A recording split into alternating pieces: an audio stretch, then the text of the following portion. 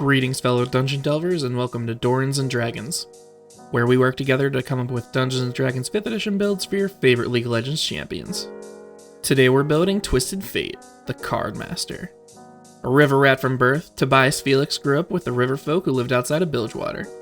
He's a master swindler and card shark with an innate magical ability to manipulate the cards and fate to his will. His shenanigans finally caught up with him, and his fellow river folk paid the price. For his actions, he was banished. He wandered as a grifter in exile until he met Malcolm Graves. Tobias and Malcolm were fast friends, and their heists were legendary in Bilgewater. Once they began pulling large-scale jobs, Tobias realized he needed a new name to suit his new life. Tobias Felix died, and Twisted Fate was born. Before we get started with the build, go ahead and like the video and hit that subscribe button so you're always notified when we release our builds. We'd like to thank this month's Blade tier patrons, Thomas, Robert, Prince Archeon, Void Gorilla, and Ionite. Thank you so much for your support. It means a lot to us. Prince Archeon chose Twisted Fate to build as part of the rewards for our Blade tier patrons. Alright, now let's get into it. First, let's cover the goals of this build. TF is a master of the cards and Lady Luck. We need to be able to manipulate those as well. We also need to empower those cards with his magic, letting him stun and slow his enemies. Finally, we need the ability to appear into the universe and teleport ourselves across a far range. For race, try to contain your surprise, but we're going with Variant Human. It's just too hard to ignore that free feat when we're working with human characters. Variant Humans gain a +1 to 2 attributes. We'll bump our Charisma and Dexterity. We get 1 skill proficiency, so we'll grab Deception. That'll come up a lot as you're grifting through towns. Finally, our free feat. TF is a manipulator of fate and destiny, so obviously we'll take the lucky feat. You gain 3 luck points per long rest. Whenever you make an attack, ability check, or saving throw, you can spend one of these points to roll a d20. You choose which of the rolled dice you want to use. You can also use this feature when someone else is making an attack against you. This is TF reaching out to the universe and attempting to manipulate fate to his will. His background is pretty obvious. We'll go with Criminal because of his shady life choices and the capers he pulls with Graves. You get proficiencies with Stealth and another skill of your choice. We'll take Intimidation to flex out our beefy Charisma. You also get 2 tool proficiencies, which is another obvious choice here for us. We'll take Dice Set and Playing Card Set. Last, we get the Criminal Contact feature. You have an ally who acts as a go-between for you and the various criminal enterprises throughout your game world. This person can be reached even over great distances. Work with your DM to integrate Graves into their world as this contact. As always, for stats, we're going to be using the standard array. Roll if you want to, but we need at least a 13 in our Dexterity and Charisma so we can get our multi-class on. Charisma's first. TF is a con man, so we need our Deception to be top-notch. Next, we'll take Dexterity. If you want to be card flinging and skill shot dodging, we're going to need a high dex for that. After is Intelligence. Planning heists with Graves showcases his high intellect. Which brings us to Wisdom. After the attack on his people, TF learned how to adjust his crimes so his marks weren't so vengeful afterward. We'll take Constitution next. TF is fairly squishy, but not so much that we want a negative modifier. Finally, we'll dump our Strength. The only flexing TF does is flashing Mastery 7 after a sick old flank. The only special equipment we'll be taking is Darts, which will reflavor as sharpened playing cards for TF's auto attacks. Darts are finesse thrown weapons. Keep that in mind as it'll be important later. Alrighty, let's kick things off with a level in Sorcerer. TF's magic is innate, which matches Sorcerer perfectly. Sorcerers have a d6 hit die, which is very squishy. We get proficiencies with a few weapons, including darts. Our very sharp playing cards. We also pick up 2 Sorcerer skill proficiencies. We'll take Persuasion and Arcana. For Sorceress origin, we'll go with Wild Magic. This will let him manipulate fate through a variety of features, but also show that he can't control it entirely. One of the most iconic features of this subclass is the Wild Magic Surge. This doesn't really mesh with TF, but it's a ton of fun when it comes up. Anytime you cast a leveled spell, your DM can have you roll a d20. If you roll a nat 1, you then roll a d100 on the Wild Magic Surge table. Your results may vary, but it can range from fireballing yourself to getting a free action surge. Our last feature this level is Tides of Chaos. This lets you gain advantage on any d20 roll once per long rest. Your DM can reset this feature by forcing you to roll on the Wild Magic Surge table, so keep that in mind. As always with spells, we only focus on the character-specific ones per spell level. We'll go with Magic Missiles this level, which we'll use as an early version of our Q ability. You fire off 3 magical darts, each automatically hits and deals 1d4 plus 1 force damage. Second level sorcerers only gain 1 feature, Font of Magic. This grants you sorcery points equal to your level, which later will allow us to manipulate our spells via Metamagic. Before that though, we can only use the sorcery points to recharge our spell slots. This goes both ways. We can exchange our spell slots for sorcery points as well. Since we can use these points to regain spell slots, i.e. mana, this works exactly like the blue card from our W ability. At level 3, sorcerers gain the Metamagic we referenced earlier. You choose two options to let you manipulate your spells in a variety of ways. We'll take Careful Spell first since there's no friendly fire in League, which allows you to burn a sorcery point and grant an automatic save to any number of creatures equal to your Charisma mod. We'll also take Quicken Spell, which lets you cast any spell that takes a full action as a bonus action for 2 sorcery points. This gives you the ability to cast a cantrip and a leveled spell in one turn. We also gain second level spells. There are 2 spells at this level we want. Hold Person lets you choose a humanoid and force a wisdom save on it. If it fails, it's paralyzed. This makes any attack that hits it a guaranteed critical hit. This will be an early version of the gold card portion for TF's W. We'll also take Misty Step, which lets you teleport up to 30 feet somewhere you can see as a bonus action. As always, we flavor this as the Flash Summer spell. Level 4 sorcerers get an ability score improvement. Instead though, we'll grab a feat and take Warcaster. This gives us a few awesome features. You have advantage on any spell concentration saving throws. You can also cast spells while using a weapon and shield, which isn't really relevant, but still pretty cool. And finally, anytime someone provokes an opportunity attack, you can cast a spell rather than trying to make a weapon attack. 5th level sorcerers gain 3rd level spells. We'll take the Slow spell to give us the red card portion of TFW. You choose 6 creatures in a 40-foot cube and force them to make wisdom saves.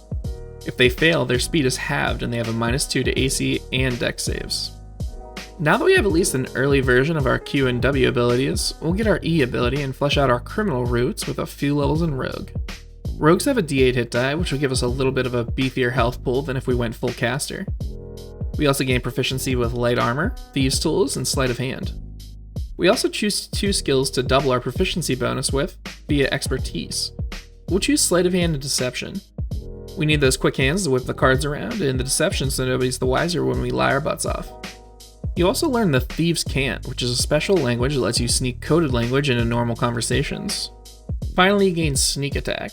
This is going to be the extra damage procced by TF's E ability. Once per turn, you can deal an extra d6 of damage to a creature, as long as it has an enemy within 5 feet of it, or you have advantage on the attack. 2nd level rogues gain Cunning Action. This lets you take the dash, disengage, or hide actions as bonus actions instead. This really opens up your movement options during combat. Level 3 rogues choose their Roguish Archetype. We're going to go with Swashbuckler here. As someone who frequents Bilgewater often, TF has learned all about being a pirate and even has a skin centered around it. Swashbucklers gain Fancy Footwork, which stops any creature you hit with a melee attack from making opportunity attacks against you for the rest of your turn. This doesn't really work well with our build since we don't use melee weapons, but our next feature is definitely good and makes this subclass very valid. Rakish Audacity lets you add your Charisma mod to your initiative rolls. This will let us get more actions in combat by keeping us near the top of the initiative order. We reviewed both the Arcane Trickster and Thief archetypes, but neither provided as good of a feature as Rakish Audacity does. Our sneak attack damage also bumps up to 2d6 at this level. 4th level rogues gain an ability score improvement. We'll take both points in Charisma, which will bump our Charisma mod up by 1. Our final level in the rogue portion of this build is level 5, which gives us Uncanny Dodge. This lets you use your reaction to cut any attack's damage in half. We also get another sneak attack damage increase, which brings us to a total of 3d6. And we're back to Sorcerer. Level 6 Wild Magic Sorcerers get Bend Luck, which lets you help flub your enemy's dice rolls or bolster your allies' rolls. You can use a reaction and 2 sorcery points to roll a d4 and subtract or add it to said creature's attack roll, ability check, or saving throw. 7th level Sorcerers get 4th level spells. We'll get the Gate portion of TF's ultimate through the Dimension Door spell. This lets you teleport yourself and one willing creature anywhere you can visualize or describe accurately within 500 feet. At level 8, Sorcerers gain another ability score improvement. We'll bump our Charisma another 2 points, maxing it out. 9th level Sorcerers unlock level 5 spells. We have 2 important spells here. First, we'll get Animate Objects, which is the best version of TF's Q ability Wildcards. You can control up to 10 non-magical objects, or playing cards in this case, and bring them to life. As a bonus action, you can command each of these cards to make a slam attack. It has a +8 to hit, and each card does 1d4 plus 4 damage. That's an average of 60 damage and can be made multiple turns if they're not destroyed, and you maintain concentration. Helping to maintain this concentration is a big reason we picked up Warcaster earlier. Next, we'll take Hold Monster, which is an upgraded but not final version of our gold card. It works just like Hold Person, except it's not restricted to humanoids. Pick a creature, force it to make a wisdom save. When it fails, get your auto crits going on. At level 10, you get your final Metamagic option. We'll choose Heightened Spell, which lets us spend 3 sorcery points to give one target of a spell disadvantage on the saving throw. This will really make our hold spells that much easier to pull off. Level 11 sorcerers get 6 level spells. We'll pick up the Destiny portion of TF's alt through the True Seeing spell. This grants you True Sight up to 120 feet, which is very powerful. This lets you see regardless of darkness, and regardless of whether something is invisible or not. You also see through illusions and into the ethereal plane. This will help you pick off that silly enemy ADC farming in a side lane all by themselves. 12th level sorcerers gain an ability score increase. Now, I don't know about you guys, but I hate having odd numbers in my stats, so we'll take a point in Dex and Intelligence to round them out. And at level 13, you gain 7th level spells. We'll pick up Teleport here, which is a lot closer to Ryze's ult, but it's still pretty cool and a natural evolution of your ultimate ability. You teleport yourself and up to 8 willing creatures to any destination. Your familiarity with said destination determines your level of success. If it's not a permanent circle or associated object, your DM rolls a D100 and consults the table. The more familiar you are with your destination, the higher chances of your success. The negative results vary from arriving a percentage of distance away from the target taking a ton of force damage, so be careful using this spell. Level 14 Wild Magic Sorcerers get Controlled Chaos. Now when you roll on the Wild Magic Surge table, you roll 2 dice and choose which of the 2 rolls you want.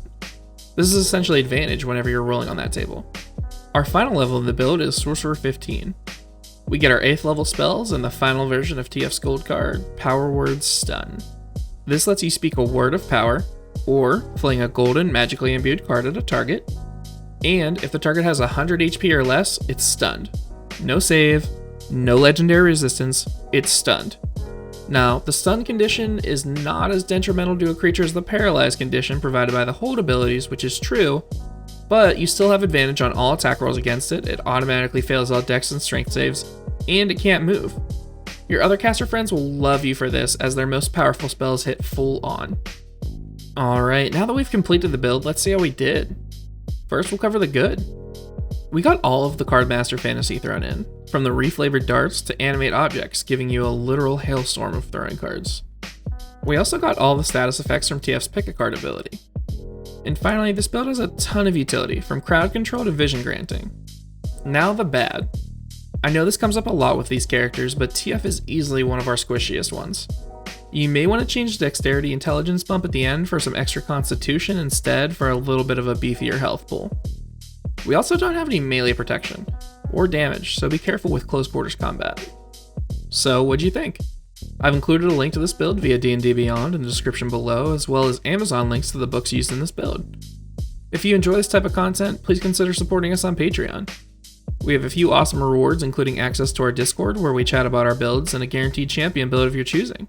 We plan on churning out one League champion build roughly every week. Thanks for watching, and hopefully we'll catch you on the Rift. Or in the Forgotten Realms.